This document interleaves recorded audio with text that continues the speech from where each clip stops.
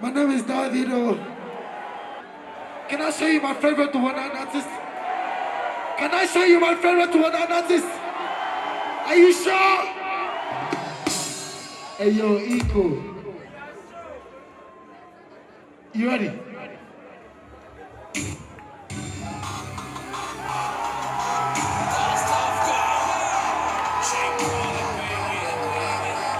DJ pura abanyarwanda mumeze mute ndashaka kubona akaboko kanyu hejuru. Shout out to my nigga Davido, he's my big brother since before. I'm proud of you, my brother, and I got your back. You're very welcome in Rwanda. I'll show you what I got. Do it, man. Show me what you got. Show me what you got. My people, where you are?